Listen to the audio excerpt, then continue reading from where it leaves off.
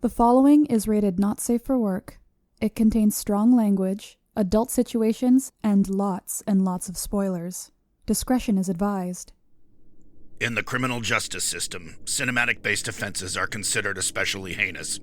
The dedicated attorneys who investigate these villainous films are members of an elite squad known as the Reels of Justice. These are their stories.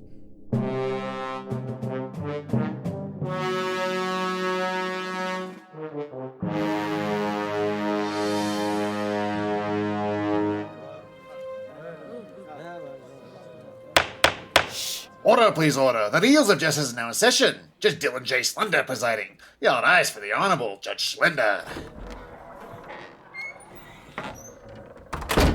Be seated. Welcome to the Reels of Justice. First, we would like to take a moment to thank friend of the court, Virginia Hagans, for joining us as a guest juror. Thank you, Virginia. Oh, thanks. I'm so happy to be here. And we love having you. On to the case today. We are hearing the case of the people versus Godzilla Minus One, a 2023 Toho-produced kaiju feature that takes place in post-World War II Japan, chronicling the titular monster's reign of destruction and the humans that set out to defeat him. For those of you unfamiliar with our court proceedings, we are here to determine if this film is guilty of being a bad movie. As always in this courtroom, films are to be considered excellent until proven awful, and the burden of proof lies upon the prosecution to prove beyond a shadow of a reasonable doubt that this film is guilty. Do my eyes deceive me? Mr. Maynard Bangs, you're representing the prosecution of a Godzilla movie? You may present your opening statement. So you know something has to be wrong. I'd like to begin by reading some reviews from here in the States after Godzilla Minus One was released. Big Ben is going to appreciate all these. I think they're pretty representational of the reception here in North America as a whole. Godzilla Minus One is without a doubt the greatest Big G film in decades, perhaps second only to Honda Oshiro's 1954 original. That was Jay Hurtado from Screen Anarchy. This is sort of the tenor that you're going to hear about most reviews. So you've probably heard them yourselves. This is the greatest Godzilla movie of all time. One of the greatest monster movies of all time. Godzilla Minus One is the best Godzilla movie since the original. The reason this is annoying is because this is the same pretentiousness that has always affected this fandom. The 1954 and now Minus One are deemed as the best Godzilla films because they're the most quote-unquote serious. i.e. somber, heavy in tone. These people can't see the value in the other entries of the series. They reduce them as being films for children. They think the rubber suit ones are silly and goofy. The story's full of convoluted plot holes, maybe some problematic and archaic representations. Overall, they're good for a laugh, but they're not real Godzilla. Only the 1954 is the real Godzilla because it's in black and white and it has themes of nuclear blah, blah, blah. It's the same art house pretentious crap we've heard for years. Know what else I resent? Do you really think everyone who saw Minus One and gave it a review like that saw all 38 Godzilla movies? Or you think they're talking out their ass? Here, I've only read one of the Harry Potter novels, but let me tell you why Order of the Phoenix is the best one. No! Listen, no movie that doesn't feature Mothra deserves to be called the best Godzilla movie. Not now, not ever. Let's move on to another quote. As Godzilla Minus One proves, the Japanese know how to get the iconic radioactive behemoth right. Nick Shager, the Daily Beast. And this is a very similar one. This really shows Hollywood how it's done. Nick Clark, London Evening Standard. The same repeated theme. The legendary series here in America is stupid. It's just turn your brain off fun. There's no merit to that. They may as well be Transformers movies. Thank Godzilla Minus One is here to save us from the evil Hollywood franchise. Newsflash, Jack. You know who likes the legendary MonsterVerse series? Godzilla fans. King of the Monsters has an 83% audience score. Godzilla vs. Kong, 91%. Godzilla x Kong New Empire, 91%. The critics may not think much of these movies, but the actual fandom themselves are huge fans of this series. So you can see, Hollywood doesn't need to be shown because they already know how to make movies that Godzilla fans like. It's not 1998 anymore. By the way, real Godzilla fans tolerate that movie. Next quote. It's only taken 69 years, but there's finally a Godzilla movie with compelling human interest. Bob Strauss, San Francisco Chronicle. What a slap in the face. These positive reviews, and if you go through them, they're all sort of the same tone. They're a backhanded insult to the previous movies in the series, especially the Showa-era ones and the Legendary series. They dismiss these as juvenile, inconsequential, just rubber-suited fun, but ultimately not important because they're not serious. And that pisses me off. Thank you, Mr. Bangs. Appearing on behalf of the defense is Mr. Big Ben Haslar. Please present your opening statement. Thank you, Your Honor. I feel like he did a good job making my case for me, but I know Maynard. He has some surprise punches in there, so I feel like I'm a little apprehensive. He's the biggest Zilla zealot I know, and I don't know what's going to be thrown at me. I know Rodan from King Ghidorah, of course, but I know he's got some punches that he's saving. So, to grease the court a little bit, Your Honor, I prepared a little anthem that maybe you will help me along in these proceedings. Woo! Maybe overrule whatever Maynard throws my way. And I apologize to our guest juror who is probably very confused as to what counts as court law precedent here in this courtroom. Hold on, I'm gonna get my earplugs in. All right. Okay. In the style of Ernest Rides Again, I give you the ode of Dylan J. Schlender. Ooh. There once was a judge named Schlender, Dylan J. Schlender. Even though they're friends, he would not go to bat for Maynard. Godzilla film or not, he would not be seen as favored. Objective and justful, a bearing slightly lustful. So slender, so tender. There once was a judge named Schlender, Dylan J. Schlender. The fair judge of today is the hero of tomorrow, and if he has a book, he will always let you borrow. Maynard's case is chillin', but we'll win it all, Judge Willin'. No villain, that Dylan. There once was a judge named Schlender, Dylan J. Schlender. Let's celebrate this arbiter who takes our praise most humbly. A just man loved by all, even if their name is grumbly. If there's a point to be made by this meek unworthy anthem, it's that our judge is just and oh so very handsome. He's reasoned, he's modest, an ardent man of splendor. He's a mender. He's Dylan J. Schlender. Thank you. Thank you, Mr. Haslar. I'm ready to render my ruling. Yes. Your Honor, I've also prepared an Ernest-related song. Ooh. You might have, actually. I would never rule it out. All right. Thank you, Mr. Haslar. Mr. Bangs, you may proceed with your first exhibit. Folks, I have so much to say. It's overwhelming. I'll just start from the beginning. Now, I lost much esteem for this film from the very outset. When it was teased and confirmed it would be a CGI Godzilla. I remember the picture. It looked so bad. It's like the one of him kind of standing in the ocean, sort of waist up. He looked like a burned turd with eyeballs in him. I dare you to watch 1989's Godzilla vs. Biollante and then watch the effects in this film and tell me we're going in the right direction. Horseshit. The High C series in the 80s and 90s had so much better effects than this. Practical effects. Now, sure, this isn't the first CGI Godzilla. The Legendary series very famously has its own CGI Godzilla with a troubling eating disorder. But I kind of give those a pass because they're American films and they kind of only sort of count for extra credit. And of course, Shin Godzilla used CGI effects in 2016. So it's not exactly a first for Toho, but now Minus One has won the Academy Award for visual effects. And I think this finally closes the coffin on us ever seeing a rubber suit Godzilla again, at least for a while, but possibly forever. And it's just a fucking bummer, man. The suits are crucial to the identity, the craft of Godzilla. When Tsuburaya had his mad dream, to make a Japanese King Kong, he wanted to use stop motion, but due to budget constraints, it was just impossible. So out of necessity, suitmation was born, and the entire genre of tokusatsu followed. In-camera techniques, practical wizardry, which inspired whole genres and series of this style. Not only is the production of the suit a craft, the performance of the actor inside is as well. It's a huge team of special effects artists needed to coordinate any sequence of pyrotechnics, the incredible artistry put into the miniatures. Everything about the soul of Godzilla, we're seeing it die out, and it's doing so with thunderous applause. Imagine, if you will, see it from my perspective, if audience screamed, "Ugh, I hate Kermit the Frog. He doesn't look like a real frog. He's obviously fake. You can see the rod in his arm and everything. It's so dumb."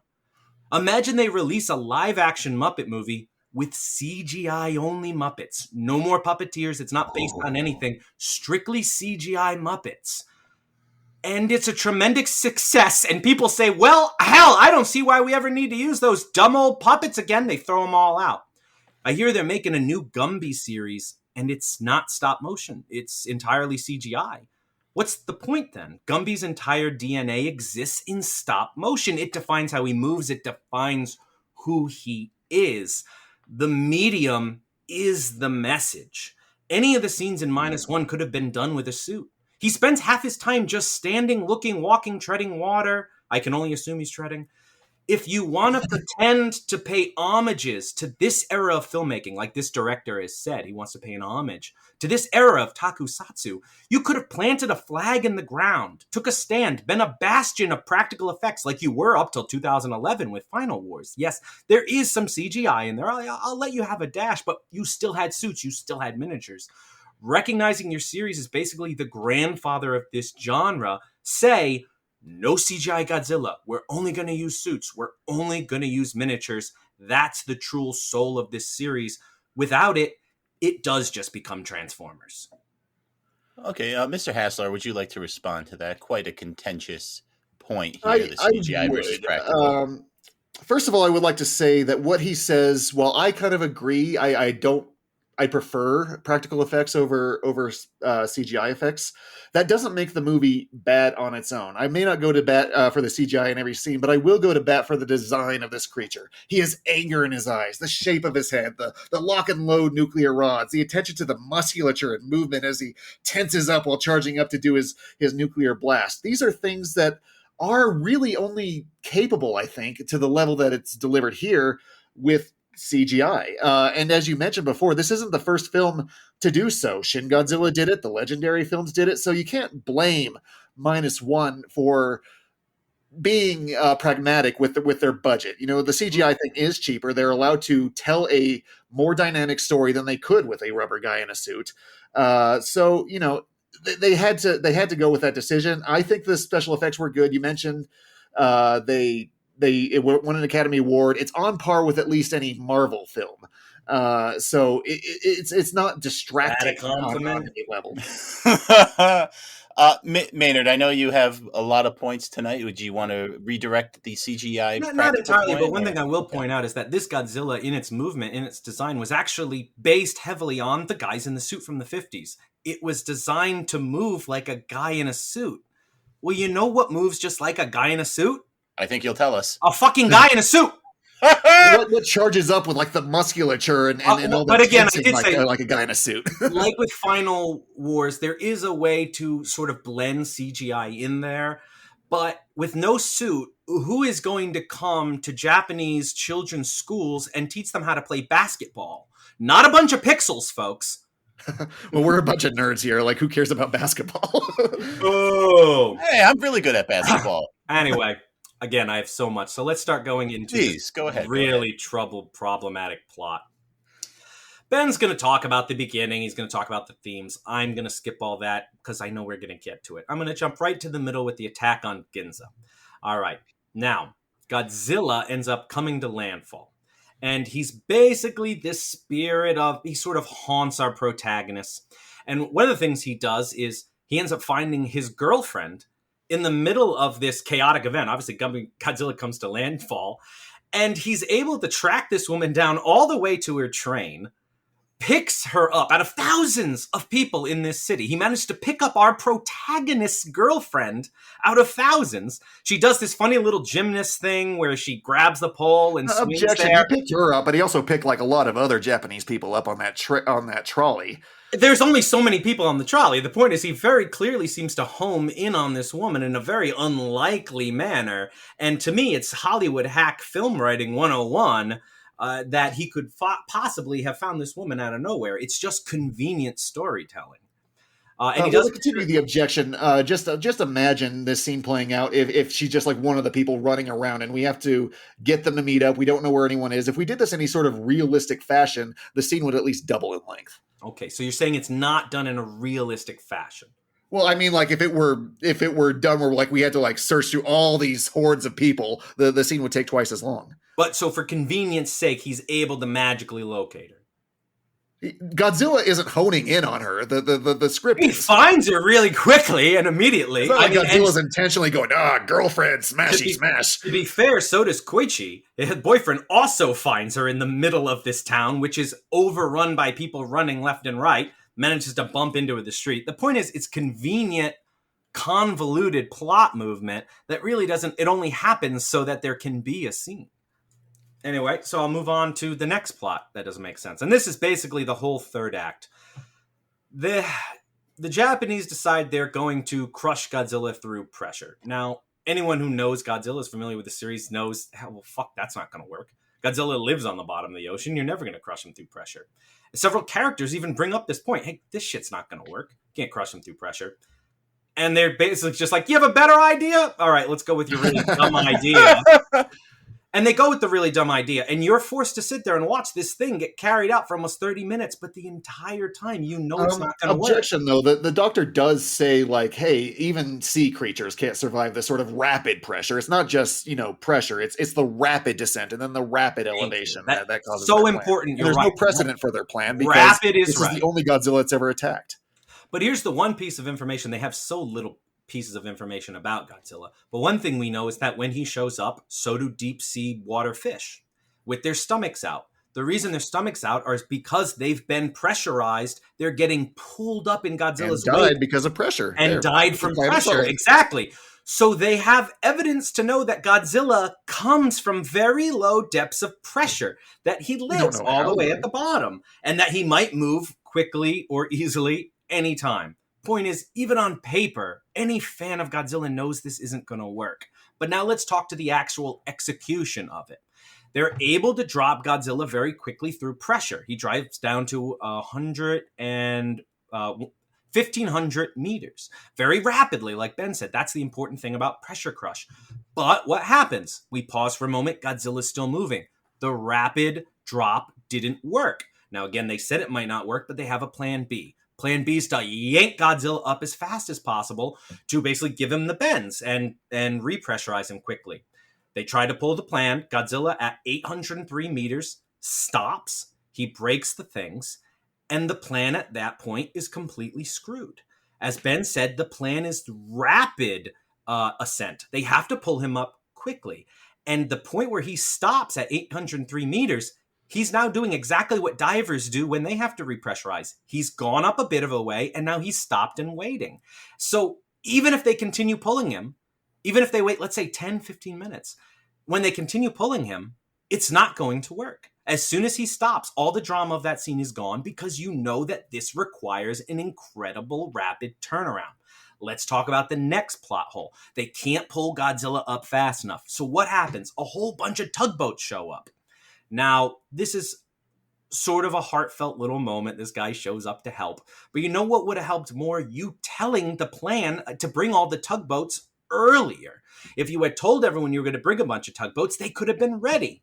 There are no less than 32 tugboats we see in the scene. There's about 17 tied on each side. Now, if these are World War II class tugboats, their top speed is 15 knots, 14 in some cases, 17 miles an hour.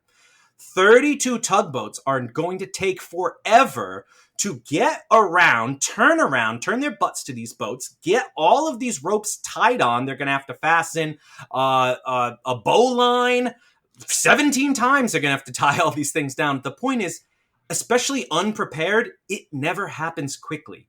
This could, at a low estimate, take them 30 minutes. Think about it. You ever seen a tugboat? You ever seen two tugboats trying to get around each other? Now none of them are talking to each other. They're bumping into each other. There's a monster just sitting patiently, 803 meters, looking at his watch going, is it time to pull me back up? I chewed through my chain. I chewed through the inflatable things, but I'm still sitting down here politely for like 45 minutes doing absolutely nothing? Would you like to respond to this, I would. Big Ben? I was It is going the to crux wait of until the he got whole it all end. out. Yeah. So a couple points to this. For one thing, it's the deepest point. They need to lure Godzilla into the deepest point of this trench. So as far as like rapid pressure and what he was able to survive, they do their best to plan it for the deepest point of this trench. We don't know how deep it was when these fish showed up. And as to your point for the plan not working, well, it didn't work. What actually killed him, it weakened him. And what actually killed him is the plane flying into his mouth and exploding. So it was essential because it did weaken all of his musculature, but that isn't what actually killed him. So if your complaint is that it didn't work or that it shouldn't have worked, well, it didn't. As for the circling of the tugboats, we see these big, large cruisers circle around as they're like trying to get the Freon tanks around Godzilla. Why can't we say the tugboats do the same thing? And why can't we say there's teamwork involved where they just toss their ropes up to the cruiser up above? If there's a monster down there, I think everyone is incentivized to work just a little bit quickly. Because the cruisers are pre-planned, they're organized, they're all scheduled out. They've possibly even been rehearsed. The tugboats, all the tugboats have ropes, right? And the cruiser is completely staffed. So you just need one person on the cruiser to accept the rope, tie it down, and that's it. It couldn't be done in anything less than 20 minutes, and by that point, Godzilla's pressurized. It's not going to hurt him. But you brought up an important point. You did bring up an important point. It fails. Their plan fails. I wouldn't even say so much that it weakened them. I think it just kind of pisses him off. He shows up and he's like all frosted and gross. Their plan fails. It absolutely fails. And if Koichi wasn't there at the end to fly his plane in and kill him, Godzilla was going to kill all of them, wasn't he? Good thing he was there. That's the emotional arc of the movie. So ultimately, then, the coordination of all these local citizens, their local militia, it doesn't add up to a hill of beans. It doesn't win the fight. Only one thing wins the fight. What's your complaint here? And that's a kamikaze pilot. Bad because their plan was bad, or yep. I'm saying not only is if that's the case, then it works because they didn't. I'm saying not only is this movie intolerably slow because the plan that they take 20 minutes to execute, will fail from the beginning, but you still have to watch them do it step by step, even though the whole time it's not going to work. It's also problematic because at the end of the day, they tried to kill this thing through science and they failed. The way they have to kill Godzilla is through war. Godzilla is killed by a kamikaze attack. That's how he dies. It's not the ingenuity of local citizens. It's not a bunch of people pulling together. He gets killed by a kamikaze. The kamikaze ejects at the last minute. One second. It weakens him. Barely. The point is what kills him is a kamikaze attack right into his mouth. Would you say that, and that's just to clear it up then, so would you both agree that if the kamikaze pilot was not there, Godzilla would have recovered from that frost? Absolutely. He even recovers from that if you look at the last scene. Yes, absolutely. Okay. And I think that's actually... it sounds like you both agree on that then. So. Yes, but I think that's kind of part of the story. It's sort of like, look at these nerds. They tried their science. Aren't they pathetic and weak? The only way to stop this essential. Monster, it was a team effort. He was weakened as a result. The only way to stop this monster is a noble man who's willing to fight for the cause. Do you think that Godzilla would have died had he not been... So Ben's saying he was weakened, then the plane flies in, and that's what kills him. You're saying if he wasn't weakened and the plane was able to fly into his head, that would have been the same? I guess we don't know. If they could get Godzilla to roar... we do know earlier in the movie, they shoot a mine in his mouth, and he heals from it. The mine is nowhere near the explosive side as the suicide plane. That's made crazy imperatively obvious. There's at least room for doubt, Your Honor. The explosion is much, much larger. Now, if Ben wants to introduce some doubt that they did help weaken it, and so that they play some small role in Godzilla's defeat, and that this film is not, in fact, anti-science, then I'll let him escape with it. But I'm unconvinced because knowing this particular director, I do think it's anti-science. But I'm not going to get into it quite yet. Another thing, Koichi, it's unfair, too, that Godzilla freezes in that charge to kill the ocean. If you complain about Last Jedi doing too many of those hang moments where, everyone's dead, Godzilla's charge there at the end, they're all dead. And then it's another 30 seconds where Koichi ends up flying in. Why didn't he just shoot and fire? Because the movie has to happen. And also ask yourself, those tugboats, they took 20, 30 minutes, let's say 45. How long was Koichi flying around? Could he have been flying around for 2 hours? The fuel tanks were removed from his fighter. He had less fuel to fly around, and yet he never has to go back to refuel with his plane that was specifically cropped with minimum fuel. He's able to fly around in circle for what, an hour and 20 minutes? Much longer range than he would have had with that aircraft with removed tanks. All right. Ben, would you like to redirect any of that? Or Maynard, would you like to move on to another point? No, I won't belabor. I'll save the point of that scene, the actual point of it, for my exhibits. Very good. I can't wait to explain the point of it to you, too. Now, let's talk about the survival at the end of Noriko. That's the woman who in Ginza is killed by the shockwave of Godzilla. Now, if you watch this Ginza scene, this woman is fucking dead. She gets hit by a shockwave, which is more than enough to stop your heart.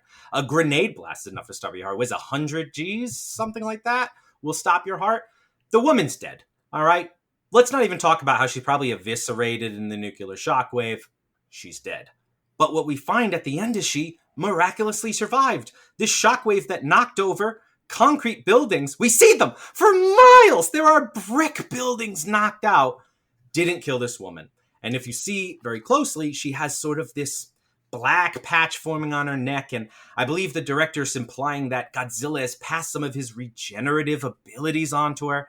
Folks, that's the dumbest fucking thing I've ever heard, and it's the dumbest fucking thing you've ever heard too. Godzilla has passed his regeneration abilities onto all his victims, so now they can just reconstitute back alive, and so will none of his victims be dead, or are we about to have 30,000 people reform and come back to life every so often?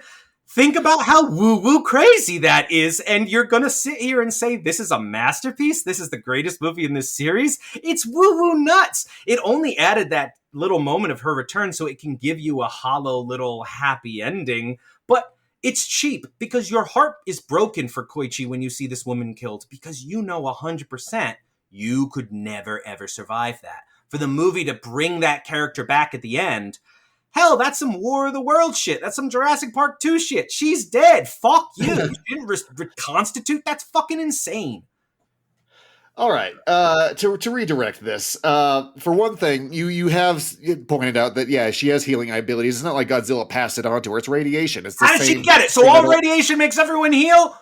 I guess Godzilla can heal. How does he heal? He couldn't heal it's before. Stupid as how. So yeah, maybe there are like 30 or however many people that are infected with this thing. That would be an interesting sequel. I'll watch that. Isn't that be an interesting? Isn't this supposed to be the somber, thoughtful, weighty Godzilla movie? So as far as the being somber and thoughtful, I mean, I'm kind of with you. I did not care for her showing up at the end either. Thank you. But there is an arc in play here. The Koichi says that he kind of wants to live at the beginning of the film. Godzilla Can we? That's your thing. We're going to let you get there. No, well, let me redirect, because that's the point of why she shows up at the end.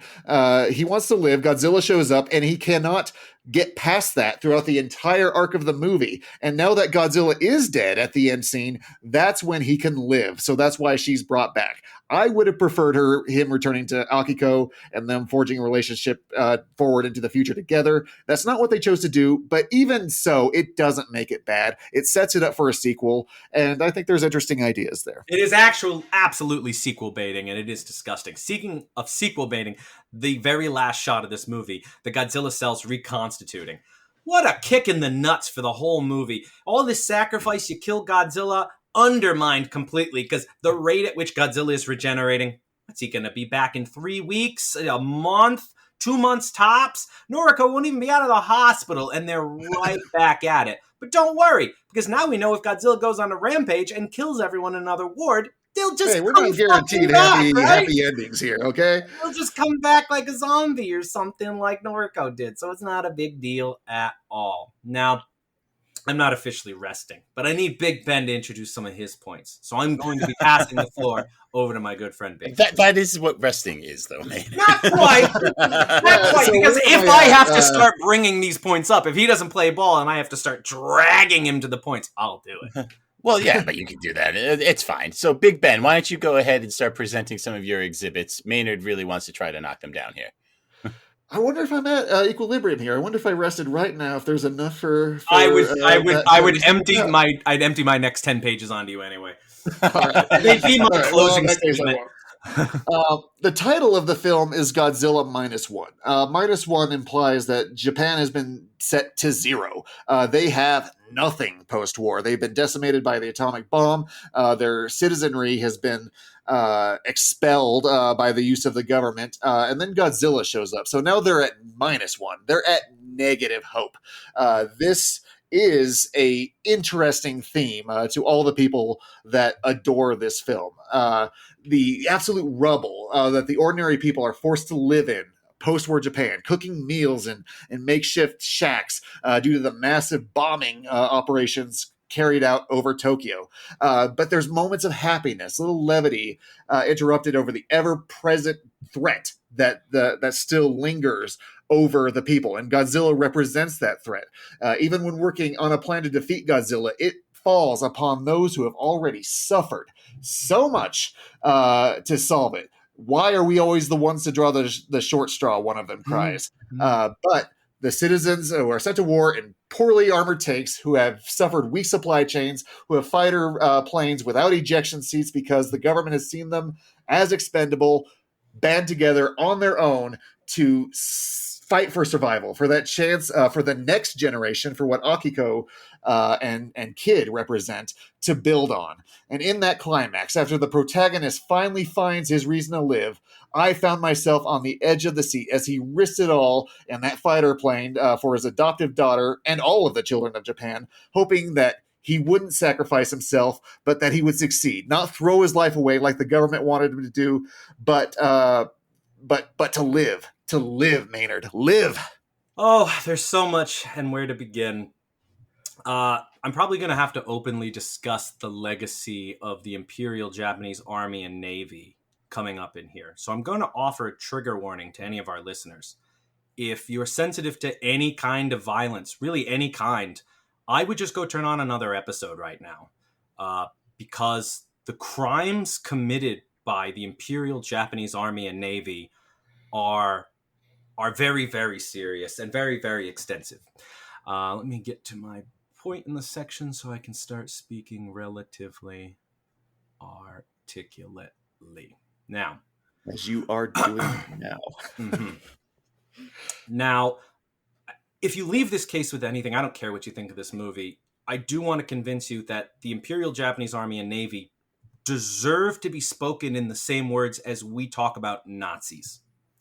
If you don't understand that the crimes Japan committed during that war are every level equal to the Nazis, please go do some research. Stop the episode here, go research Japanese war crimes, and you will find the 30 million people that the Imperial Japanese Army and Navy murdered, raped, forced to work to death, experimented on. Every horrible thing the Nazis did, the Japanese played out of the exact same playbook. Now, if this were a movie about a band of ex-Nazis who came back home to a ruined Berlin, feeling bad for themselves about what happened from the war, who then must reclaim their national pride by putting their old Nazi uniforms back on to defeat a giant radioactive Winston Churchill, I think you would find it a bitter pill to swallow. If this were a film about a bunch of Confederates who failed to win the war they started and how they struggled with their identity in post-constructionist South, and these Confederates put their uniforms back on to form a small local militia to enact vigilante justice, well, that's the plot to Birth of a Nation. And our heroes in this movie are the Ku Klux Klan, Whippy. Now, why don't we see it this way with Japan? And this is because in the States, we receive very little information about what is called the Asian Holocaust. Especially noteworthy that we refer to its European counterpart as the Holocaust, but unfortunately, there's more than one in this time period. It's generally accepted that the charges made at the Tokyo trials, these are the less famous counterparts to the Nuremberg trials, where the Nazis were charged with their war crimes. The Tokyo trials have the dubious distinction of lasting twice as long. These charges are accurate. Among the charges are some of the worst acts, and they're not isolated acts of brutality. They're indicative of a system of violence perpetrated by the Imperial Japanese Army and Navy. If you're somebody who wants to punch all Nazis, you should absolutely want to punch all Japanese imperialists. I don't want to go into all the details of the stuff. Like I said, go research it. It'll bum you the fuck out. It's the world I've been in for the past several days. It's a lot of evidence, confessions by former Japanese soldiers, forensics testimony. These things happened. They're accepted by mainstream scholars. This is the legacy of the Imperial Japanese military. One of the things about it is that before the war, Japan, the emperor, personally ratified the decision to remove the Hague Conventions. These were eventually the Geneva Conventions before the fact. And then they never ratified the Geneva Convention. So essentially when Japan entered World War II, it was open season. They were allowed to do whatever they want, and it was sanctioned by the emperor. It was motivational. The men were allowed to run and do as they pleased, and this was to keep them fighting. We're talking about mass killings, massacres. One of the most notable events is the Nanjing Massacre, also known as the Rape of Nanjing, the Rape of Nanking. That's an archaic, improper pronunciation. 200 to 300,000 civilians were executed. The town surrendered to the Japanese army, and then they went in and over 6 weeks just killed them all. There's especially the women suffered the most.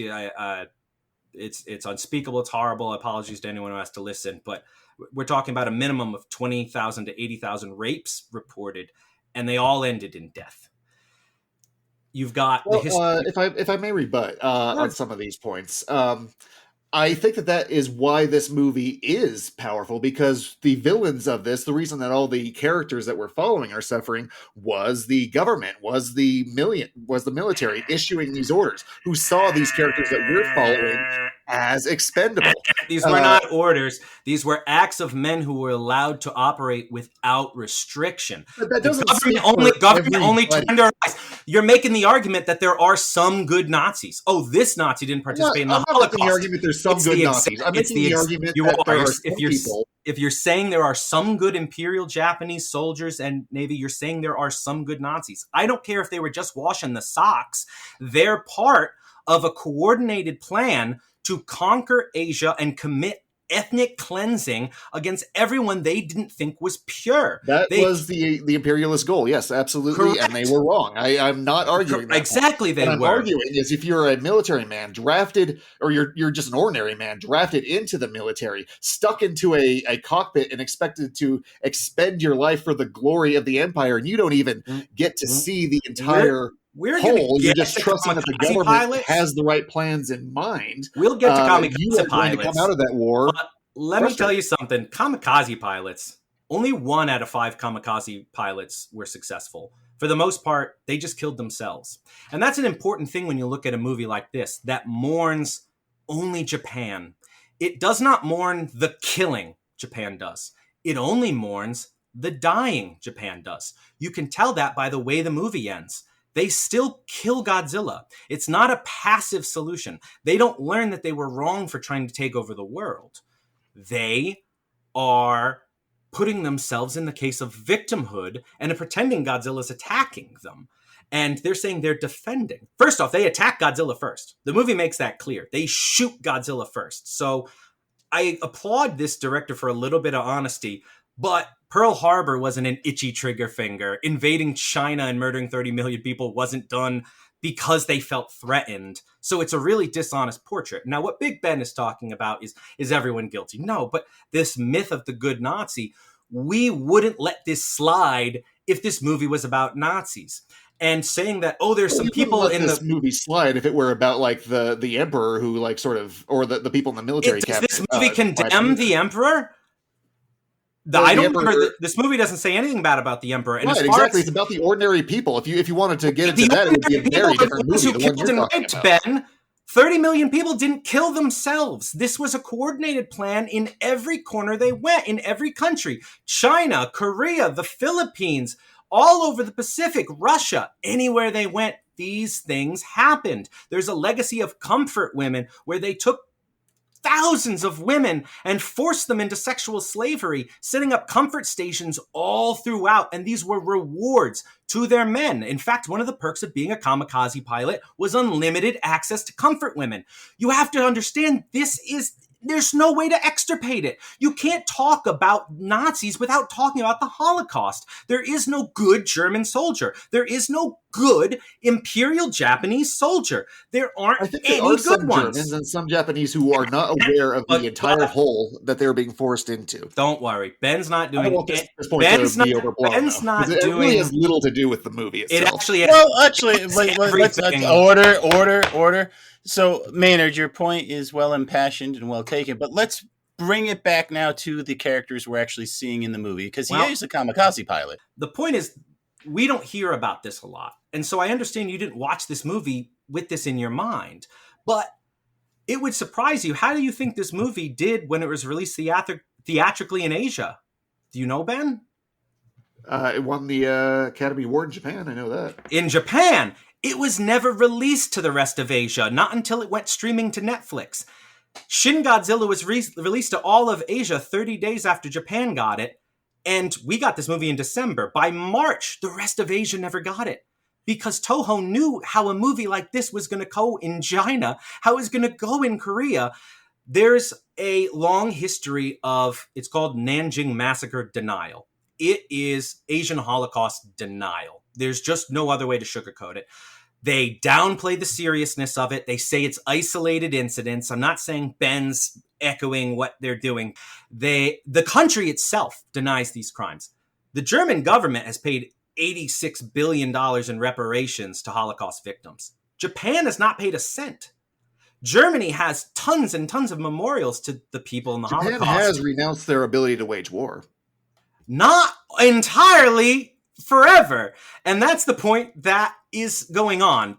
Things are going on badly in Japan right now. And there's a movement of ultra-nationalism. And that is what this movie is a part of. Now, one of the most outspoken Japanese nationalists is an author. Let me find his name. His name's Naoko Hayakuda. And he is an out and proud Nanjing Massacre denier. He has come out publicly saying these things didn't happen at all. It's propaganda being spread by the U.S. to cover up their own crimes. We didn't kill 30 million people. This thing didn't happen. We didn't do shit. Now, this guy wrote a book in 2006, and in 2013, it was turned into a movie. That movie is called The Eternal Zero. And it is about a kamikaze pilot who has to accept his duty as a kamikaze. And it's presented as being very noble and self-sacrificing. It received a ton of criticism at the time for being the propaganda it is. Now, the director of that film was Takashi Yamazaki. Is he going to speak for all of my time? Yes. Well, no, let him get his point out. Anytime you would like to surrender and just admit the movie's guilty, we could end the trial then. All right, order. I'm going to continue and say my piece. And so, Ben, you will have equal time to respond. Ben, who doesn't think this has anything to do with anything, The Eternal Zero, a 2013 movie about a kamikaze who goes through with it and is framed as a hero, was directed by Takashi Yamazaki, the director of Godzilla Minus One. And so when Big Ben says Minus One is a reference to setting back the clock, it's actually a reference to how this is thematically a sequel to The Eternal Zero. Eternal Zero Minus One. Eternal Zero, a movie written by a Holocaust denier about the greatness of kamikazes, an ultra-nationalist. Now, this movie came under criticism by everyone's favorite Studio Ghibli director, Hayao Miyazaki. He said, they're trying to make a Zero fighter story based on a fictional war account that is a pack of lies. They're just continuing a phony myth, saying, take pride in the Zero fighter. I've hated that sort of thing ever since I was a kid. So when you're on the other side of Hayao Miyazaki, you might want to ask yourself what's going on. Now, this guy did make these statements in 2014, so you might think Yamazaki's washed his hands of this guy. He's clearly a problem. Incorrect. In 2017, he directed another movie based on a novel by this Holocaust denier. It's called Fueled, A Man Called Pirate, and it takes place the day the war ends, and it's about a man rebuilding an oil empire in the ashes of ruined Japan. And once again, it received criticism internationally for being ultra-nationalist propaganda. So when I tell you, hey, maybe this director's not the guy you think he is, maybe he's not the guy hugging a Godzilla plush online, he hangs out with these really dangerous ultra-nationalists who deny Holocaust, who oppose LGBT rights in Japan. He's close to this prime minister, Shinzo Abe, who was prime minister from 2012 to 2020. And that guy has also denied the Nanjing massacre. A picture starts to form that it's problematic. When you see a film directed by this guy and you don't see any of the crimes Japan committed, and the entire thing is framed from how only they suffered, then you have to see that this is them playing victim themselves. Victim in a war that they started to take over the world. So this is not them falling back or doing anything defensive. They wanted to take over East Asia on their way to taking over the whole world and turning into a big glorified emperor of Japan. And this has to inform our viewing of this particular time, especially a viewing of a film that would glorify it. All right, Ben, I would like to hear your response to that. There's a lot to unpack there. Well, So every time I take tried your to say time. something, he talked over me for 15 whole minutes. So I'm a little hesitant to say anything further than that. I will say that Japan is, in my mind, searching for a history they could be proud of. I will not, forgive what the Japanese army did. They absolutely were trying to expand and take over Asia. I am not denying that. What's missing here is there is a generation that did not commit those crimes. There's Akiko. There's Kid. There's okay. the people who were just like sitting there in Hiroshima, not even military, that had the atomic bomb dropped on them. Now, of course, war is a horrible thing. I'm not going to debate the merits of that. The point is, there is a generation there that did not do anything, and they are suffering from the acts of that war. And that's what Minus One is essentially about, being set to zero because what the government did, I'm not condoning it, but the ordinary citizenry suffered as a result. And that, are you just saying there should be no storytelling for that based on a generation that followed a people that followed a war, whether they caused it or not? Am I being unfair that I think they only show how they suffered and not how they harmed people? You're talking about people. It would be a very different about movie, and it would be a very different thing to. Hey, you're talking over me again. Sir. You're right. Yeah, give Ben a minute, Maynard. Okay, Ben, please. It would be Continue. a very different thing to like mandate that all Japanese films that take place in this time must address the atrocities that the government had perpetrated. Stop saying the government. Objection! Stop saying the government. It's the people. All right, the captain. Person that it thought doesn't this have thing. to be No, every it was person. most of them, and this is all really to the side of the movie. It's not to the side of the movie at all. These people are the government. That's what I'm saying. They were the soldiers. They're not caught up in the machine. They're the cogs. Yes, Maynard, I think you've made a lot of cogent points about Japanese war crimes. And Can I keep making more? I know you've got more, but let's let Ben talk. Ben, please present anything else you have in defense of the movie here. Episode's almost over. Jeez, we got time, baby. Hey, we could go. I would like to talk about the cast involved in this. Koichi Shikishima, he's the kamikaze pilot plagued with guilt for not being willing to throw his life away for saving his comrades. His shaky hands visualize the inability to take action and the guilt that he feels for everyone who died on Odo Island, for they had families and they all should have returned, yet his cowardice. He's the one who has no family. He's the one that was allowed to survive. He says, I'd like to try and live my life again, even though circumstances continually try to preclude him from doing so. He has a progression and a redemption arc. Sasaku Tochibana, the mechanic who sees Koichi initially in one glance. When this guy lands on Odo Island, we know everything about Koichi in that moment. That is pure acting. It's the kind of thing where you could turn the sound off and understand everything that's going on in that scene. He knows his soul. He could like see right through him. And he takes a part in the rebuilding of the fleet. Noriko Oishi, the woman who forges a relationship with Koichi out of necessity and survival, but whose relationship with them becomes symbolic and genuine for the country rebuilding for future generations. Akiko, of course, that cute baby, the embodiment of Japan's hope and the future. Best character in the whole movie. Yeah. Okay. Well, glad we could agree on something. All right, there you go. These characters whose hands have so little to offer her. Noda, I love that guy. Like kind of the Jaws captain there. He's the scientist, he's the brains, he's the conscious, but he's the kindest soul. The government are the ones who these citizens saw as expendable, but he takes it upon himself to organize a solution that minimizes risk to the ordinary people, using Godzilla's own environment against him. He's honest, he's forthcoming, and he says, give us your lives and we'll try to solve this problem responsibly. And of course, the kid and all the people in the tugboats willing to put their lives on the line to save this country. And I'll let Maynard talk for 20 minutes about how the cast is bad. I don't have a ton of problem with the cast, other than that they're just so angelically portrayed. That's a dishonest take on the Imperial Japanese Army and Navy. It's just not true.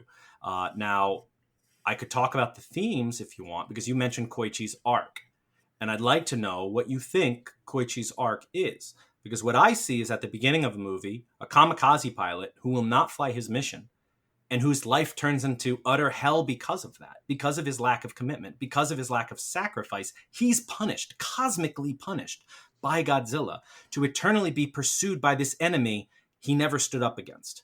So if you're looking for symbolism, Godzilla's America. That's why he walks around shooting nuclear blasts everywhere, and that's why he's coming. And that's the enemy, Koichi. Is collective guilt. And I'm saying that's incorrect. And Godzilla is the enemy he never faced down. So ask yourself, what changes from the beginning of the movie to the end? In the beginning, he's a kamikaze pilot who does not fly his kamikaze mission and runs away.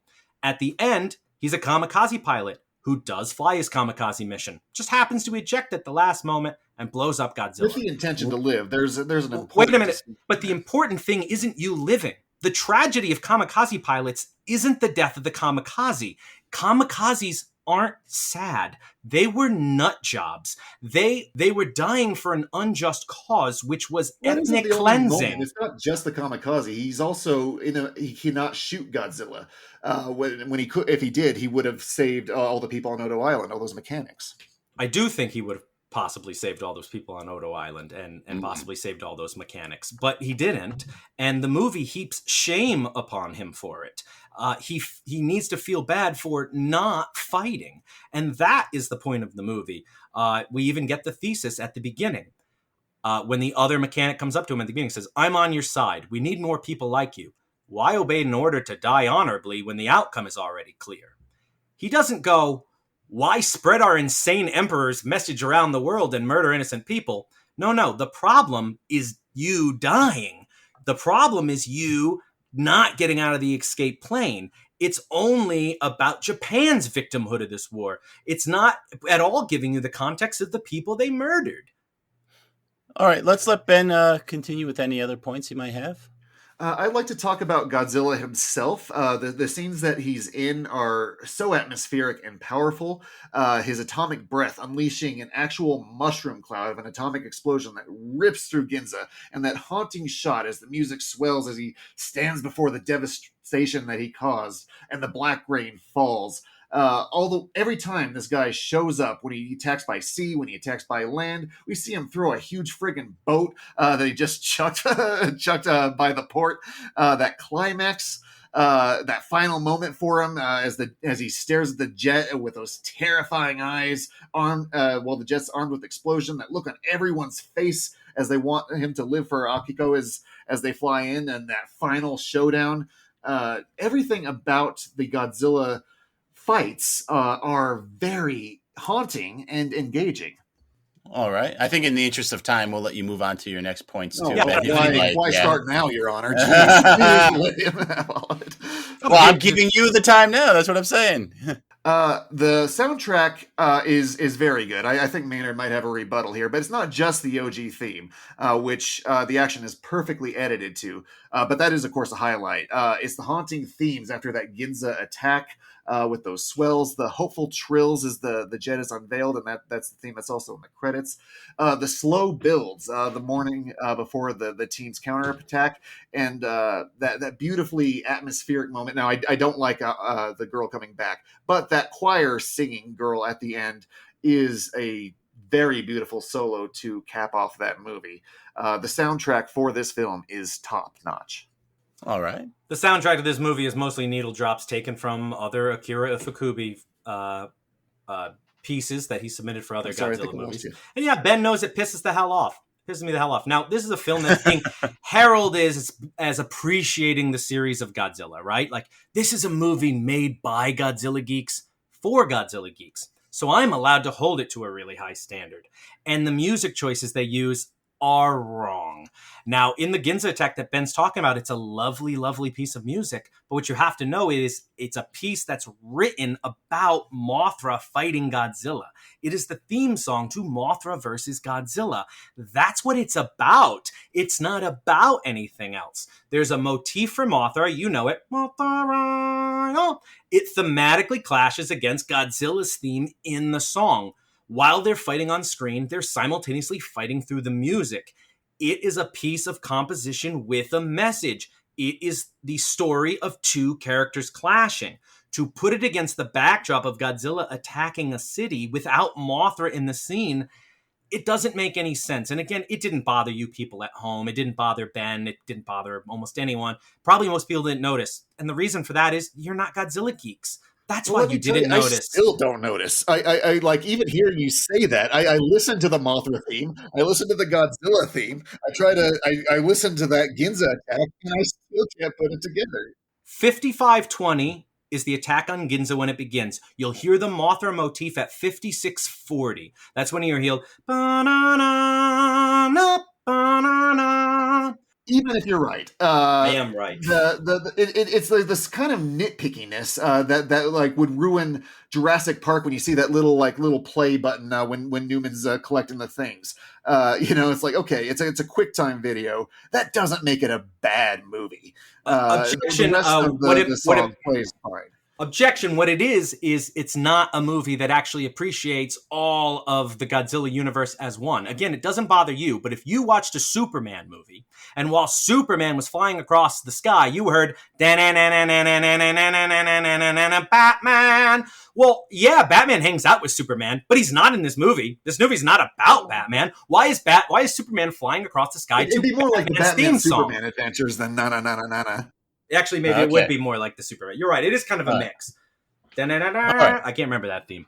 Maybe it is a bit of a mix, but the point is it's completely wrong here, and they only chose it because they liked the music, not because they understood what it meant. And that's the whole point of this movie. Well, I think it's a stupid movie. Name for like the ocean attack.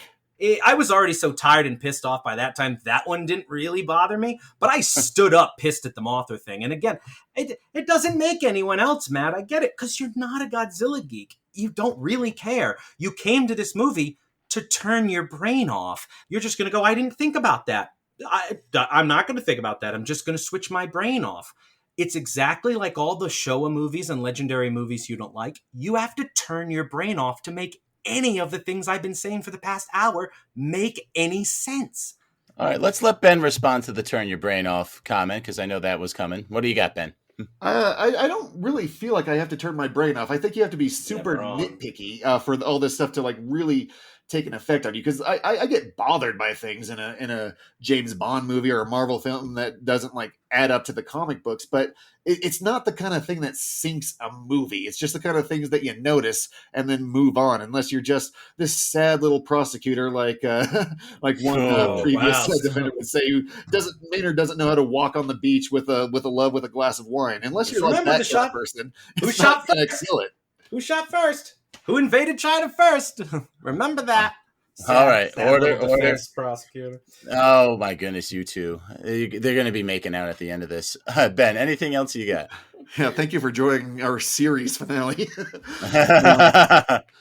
My last exhibit, and this isn't the edition that's on trial here, but I do want to touch on that, and that's Godzilla Minus One minus color. A lot of people like kind of think that it's, you like it with black and white. You don't really, you're kind of, what's the word?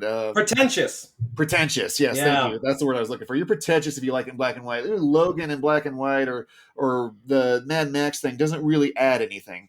Having seen Godzilla Minus One minus color, I don't think that that's the case. And this will circle back to the original film. when watching that, it is very reminiscent of the post-war films like Stray Dog and the original Godzilla film. And the fact that when you take away the color and it has that different feeling, the exact feeling that you'll see in those Kurosawa films, speaks to just how well they nailed the costume design, how much they nailed the set design, how much they nailed the dialogue. Just taking that makes, except for the CGI Godzilla, you could barely tell that it's a modern film. To me, that just speaks of an extreme level of craftsmanship, and it makes Godzilla even a little bit scarier. Was it shot on real film or digital? I don't know. Ryan would know. I believe it was digital. I'm glad Ryan's still with us. I thought he might have Most left. movies are. How damning. On that exhibit, Your Honor, I am tired and I will rest. Very good. Very spirited. I absolutely love it. So we will now move on to closing arguments. Mr. Bangs, you may begin. So I guess I'll close this. Ben referenced the speech that's made by Noda in the middle, and I think this speech is of particular poor taste, again, when you take the entire context of World War II into it. So anyway, to close this out, I'm going to frame what this scene would sound like and see if it makes any sense to you. Okay. Hey, Fritz. Oh, hello, Hans. What's going on? Well, Fritz, I was thinking about that war. Oh, I remember that war. It was a very bad war. Yes, it was a very sad war. And you know who got the real bad end of that war? Who was that? That was us, Fritz. We really got... The Germans are always drawing the short straw, aren't I? Everyone picks on us. The Americans. Oh, those bullies. The British. What were those air raids about Berlin about? What were they so mad about? The Jews. Oh, not those guys again. When are they going to get over it? But worst of all, our very own fatherland betrayed us. Flamethrowers that only shot 20 yards. We wanted ones that shot 50. An unprecedented barbed wire shortage. Where did it go? I have no idea. And of course, I couldn't get that sauerkraut I liked for years. I mean, it was very, very hard on everybody. See, you get the point.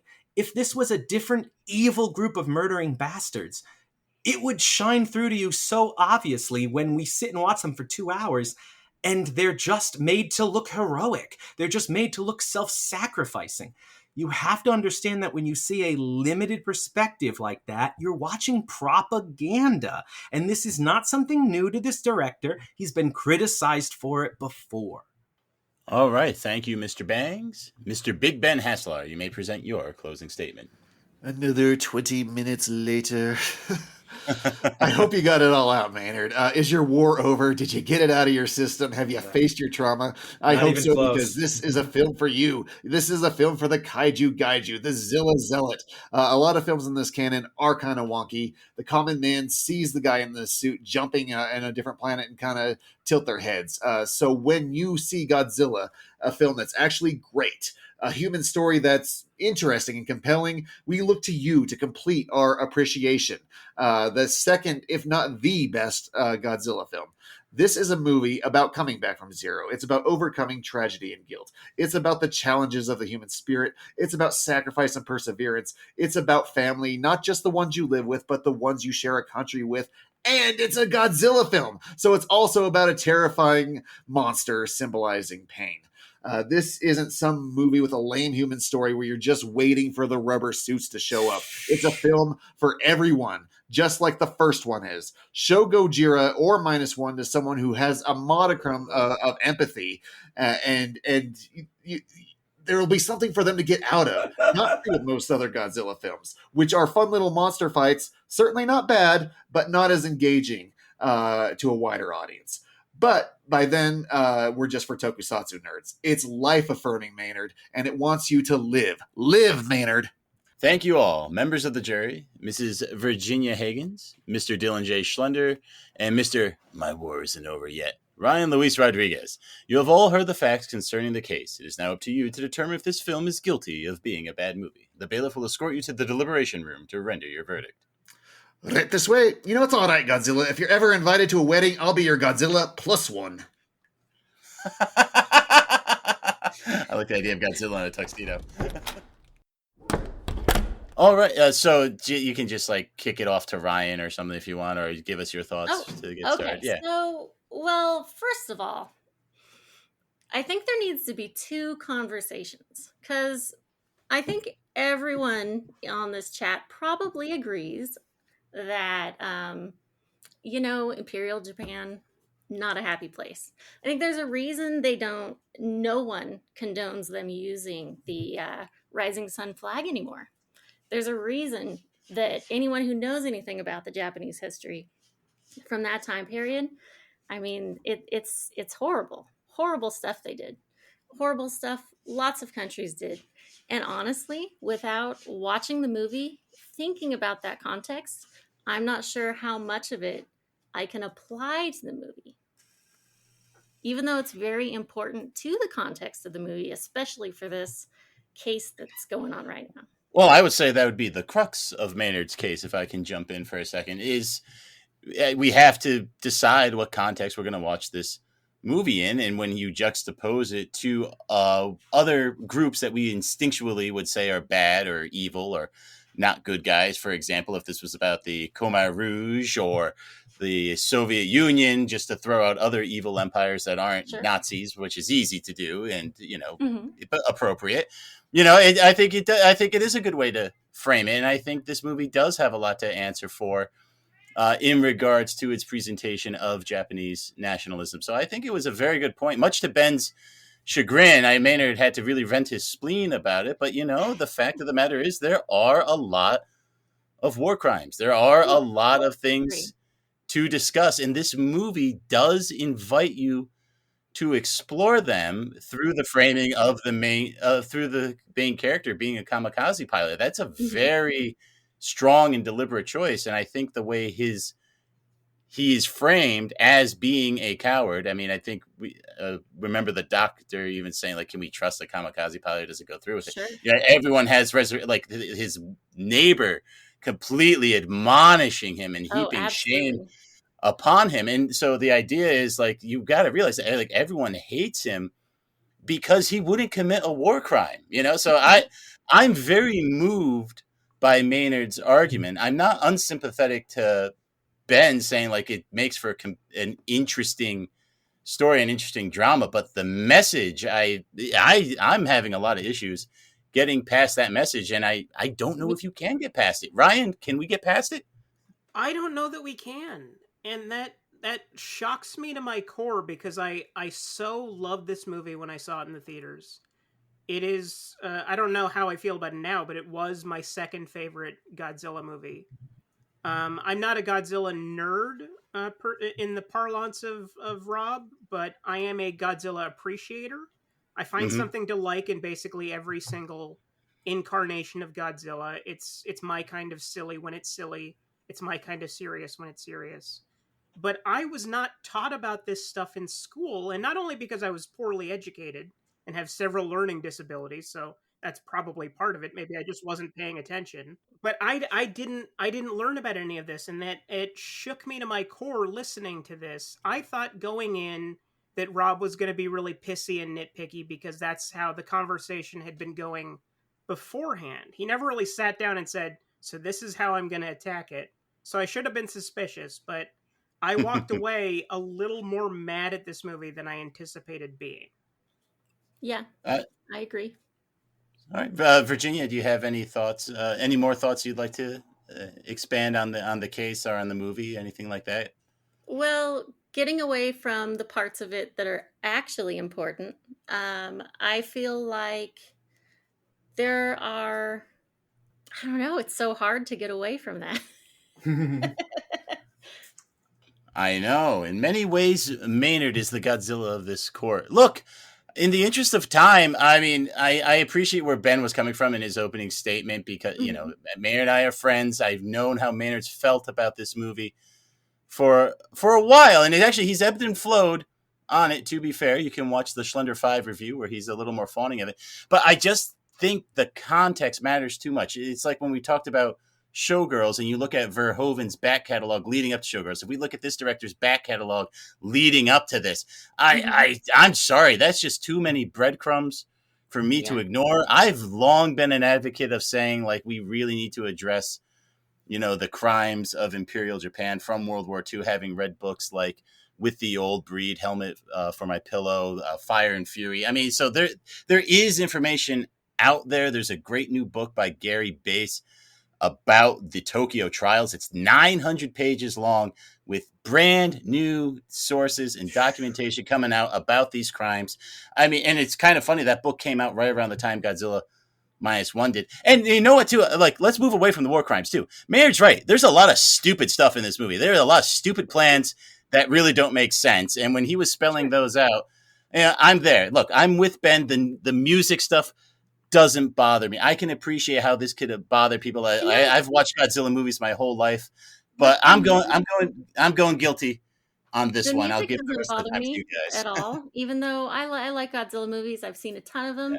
Yeah. You could make an argument there that Mothra and the twins, they're very much healing characters.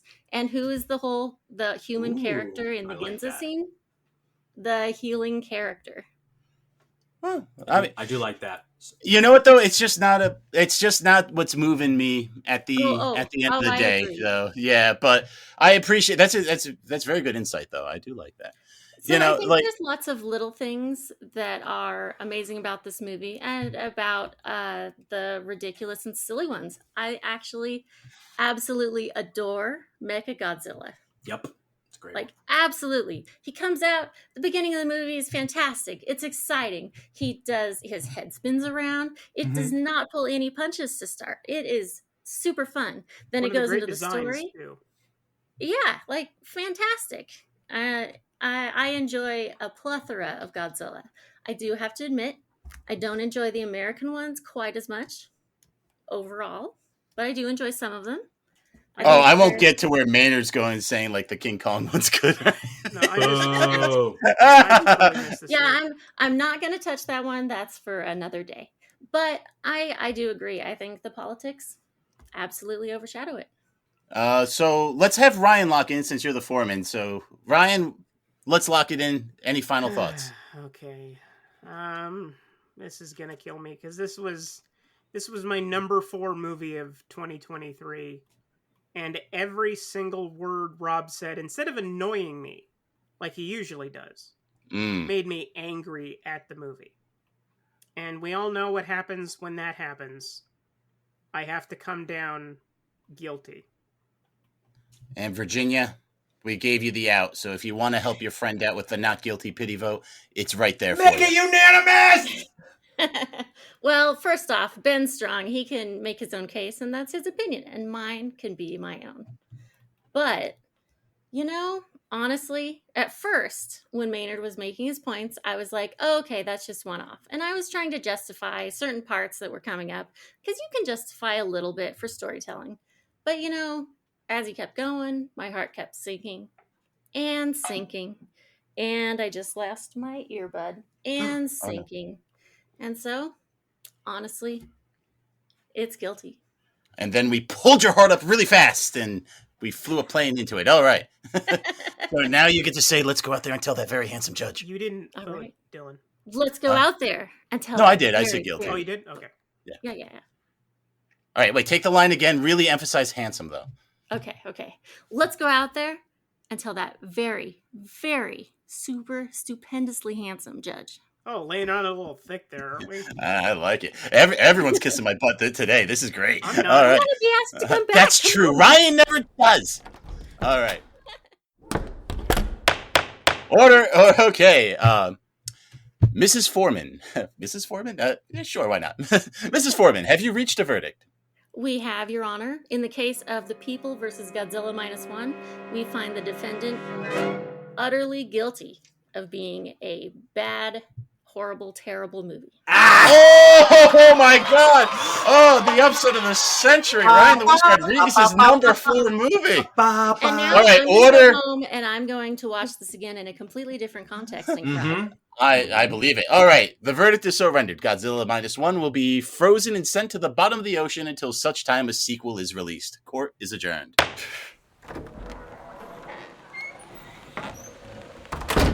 This is Grumbly Grumblerson, the man with the fury of a nuclear kaiju, reporting to you live from outside the reels of justice.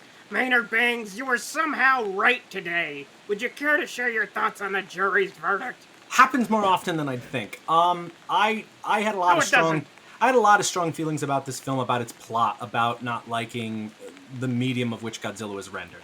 And then Ben pushed for this case, and I had to dive into the real problematic history that this director is going through, that Japan is wrestling with. I didn't know about any of it either. If you didn't, you shouldn't be surprised. Even history buffs that I know don't hear all of the horrible details about this stuff.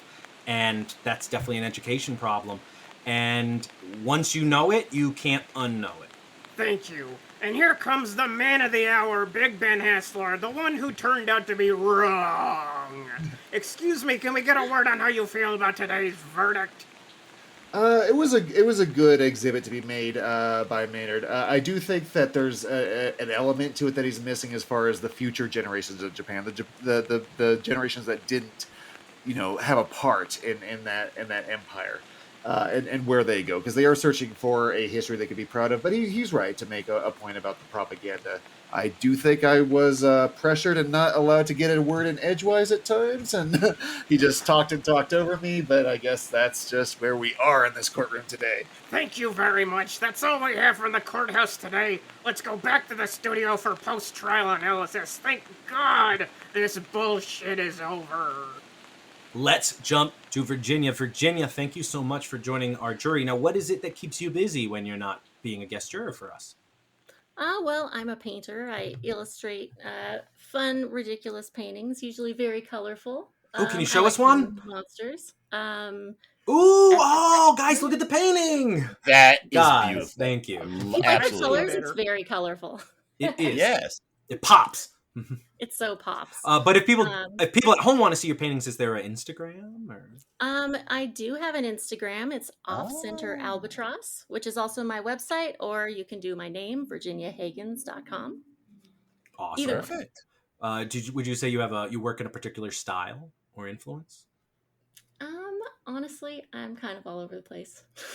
A Okay, blessing and a fantastic. curse. Yeah, absolutely. Hey, something for everyone then. Yeah. Now, we always ask for recommendations from our guests for movies that you think people should see. You'll get to go first. So, Virginia, what is a movie that you think people should see? All right. Well, I was going to actually go very, very ridiculous, but I feel like this movie requires something that's a little more, insightful. And since Hayao Miyazaki was mentioned earlier, I'm going to go with one of his son's films, Goro Miyazaki's, From Up on Poppy Hill. Oh, I love that one. Excellent. Great pick. Absolutely wonderful pick. Fantastic slice of life. Now on my show. It happens in 1964, the year before they host the Olympics, and Japan is at a crossroads. The teenager who is the main character is at a crossroads, and they're trying to decide if tradition is worth following or moving on into the future. And so I feel like that is a good recommendation. Absolutely. Miyazaki also made a Zero movie, right, Schlender? Yes, The Wind Rises. One of his best. It is amazing. I thought the love story made it a little too long in tooth, but it was loosely based on a true And story. it was supposed to be his last movie. And it was supposed to be his last one. That was the grand hurrah. Yeah. Well, that's why The Boy and the Heron is so good, because he put everything in that movie. Everything he's ever done is in that movie. So that should be his last one, but we'll see. I looked for any comment. He's working on another one. That's so true. We might get one more out of him. Go with him. I'm excited. Coming out of the woodwork. Beyond that, Maynard, you were victorious. What is your recommendation today? My recommendation comes today with the exact same trigger warning I gave you before. Oh no! It's the world I'm living in, and it's burned into my eyes because it deals very explicitly and graphically with the horrors committed by the Imperial Japanese Army in their secret biological experiment lab known as Unit 731. It's a Hong Kong exploitation film from 1988 called Men Behind the Sun. It's the first film in Hong Kong to ever receive a classified level 3 rating equivalent to an NC-17. It's banned across multiple countries, even with heavy edits, and it earns it. The term video nasty comes to mind. This is one I'd never heard of before. If it's vividly graphic, it doesn't pull a single punch recreating and reenacting some of the most brutal experiments. Let's call it what they are. They're torture The film features animals as victims. Luckily, apparently, no real ones were hurt. It features children as victims. It's not a popcorn movie. It's criticized for being overly graphic. Many of the Nazi exploitation films were accused of the same. Unlike that genre, this certainly doesn't do any of the problematic glorification of those people. The men who committed these acts are shown for being the butchers they were. This is just one of a series of films in the Men Behind the Sun series. I also saw the fourth one, Black Sun, the Nanking Massacre from 1995, that very graphically deals with that episode. They are some of the most brutally violent exploitation films ever made, so tread lightly. Don't come crying to me when it gives you nightmares. I tried to warn you. All right. And Big Ben, you were the other attorney. What's your recommendation? I mentioned it a little earlier. Watching Godzilla minus one minus color. There's one film that kept popping into my brain in comparison for how they nailed the look of post-war Tokyo, and that was Akira Kurosawa's Stray Dog. Kurosawa is, of course, well known today as a pioneer in almost every film he attempted to do, and Stray Dog is no exception. Within its story, you'll find the precursors to film noir, the buddy cop genre, the police procedural. You'll also be treated to a younger Toshiro Mifune, who, of course, would become such a staple in not just Kurosawa films, but Japanese cinema in general. What stays with you the most, though, I think, is how it captures post-war Japan. Like Minus One, you'll see people drinking sake in makeshift buildings. You'll see crowded rails and trolleys that Minus One replicated to perfection. And a fun fact to tie Godzilla franchise even more, the second unit director was none other than Godzilla creator himself, Ishiro Honda. It's consistently rated among Kurosawa's top 10 and well worth a watch whether you're in the mood for Kurosawa or noir. All right. I just can't go wrong with Kurosawa movies. Ryan Luis Rodriguez, what is your recommendation? My recommendation this week is yet another recent release, playwright Annie Baker's feature directorial debut, Janet Planet, from 2023. The film is about the relationship between an antisocial 11-year-old girl named Lacey, played by newcomer Zoe Ziegler, and her mom, a hippy-dippy acupuncturist named Janet. As for whether her last name is Planet, or that's the name of her practice, I have no idea. I had to pee really early in my screening, and I missed about 3 crucial minutes. Clearly. Probably people who didn't have to pee. The film is divided into 3 sections, each revolving around a person entering Janet's orbit and leaving after some choice experiences, and I found it absolutely enchanting. It's also enhanced by its time period specificity, taking place in the era in which I truly came of age, the mid-1990s, and I only know this because when Lacey skips school, she watches Clarissa Explains It All on Nickelodeon. We never see the TV screen, we only hear the song, and I know na na na na na na na na. Tremendous performances by everyone, namely Julianne Nicholson, who has never been bad in anything, the great Elias Koteas, Sophie Okonedo, and Will Patton. Seriously, it's on my top 10 of the year. Will it stick? You just have to keep listening to find out. Not if I prosecute it. Yeah, shut up, man. As of this recording, Janet Planet is still in theaters, but by the time this drops, it'll be streaming somewhere. Where? Well, A24 has been pretty unpredictable about that, so I have no idea, but you should keep vigil on Real Good and check to see if it's coming to your service of choice soon. I'm holding out for Tubi, baby. All right, let me send us on home. I'll By the send way, us Stray on Dog home. on Tubi, Dylan. Oh, Yeah, well, there you go. I mean, I got the whole evening planned. I'm going to watch these finding horrible mine anywhere. exploitation movies. But, all right, so if your kids are still listening, they'll love Inside Out 2 from 2024. Now, the reason I'm recommending this is because I actually saw it in the theaters with my kids. And one of the things we have to worry about in today's society is how are kids handling their emotions? What are real problems they're dealing with? And instead of doing that, it eschews it to put Riley in a camp where she doesn't have access to her phone, which would be the main driver of teenage anxiety in this day and age. It's almost like this movie should have been set in 1994 dealing with Clarissa Explains It All's problems. But that's not what we see. And then ultimately, it is far too redolent of Inside Out 1. The whole plot is we got to get back to headquarters. It's like, well, we've seen this movie already. It kind of it just feels a little too phoned in. That's what I'm going with here. A lot of people out there like it. It's not that it's not fun, but a lot of the new emotions I don't think make sense. There's only one truly affecting moment at the end when anxiety is in the middle of a full-blown panic attack that really lands. But the rest, unfortunately, it's a bit of a dud. I would wait for the small screen on this one when it goes inevitably to a Disney plus. What is a recommendation of Justice, Dylan? Is it a movie that should be seen or just a movie that's a bit of a dud? It's a movie that I've seen in theaters, so I want to get it. Like, I don't see a lot of new movies, so if I see one, I'm going to recommend it. I think it's a movie you should see to understand his point. And you know what? Make up your own mind and debate me about it. I was talking to someone online on Instagram, and they had a great rejoinder to all those points I said. They said, nah. But with that, we are all out of the show, but we want to thank our guest, Virginia, for joining us. Thank you so much for Virginia. Thank you again. It was so nice to meet Virginia. Yeah. And she wants to be... Okay, I can't do this. I've never heard that one before. You know, we hope everyone else will join us for a shorter, hopefully happier episode as the reels of justice keep turning. Count it. Nah, nah, nah, nah, nah. Yeah, I like that. We did it. Please follow us on Twitter at Reels of Justice, Instagram Reels of Justice, and Facebook.com/Reels of Justice.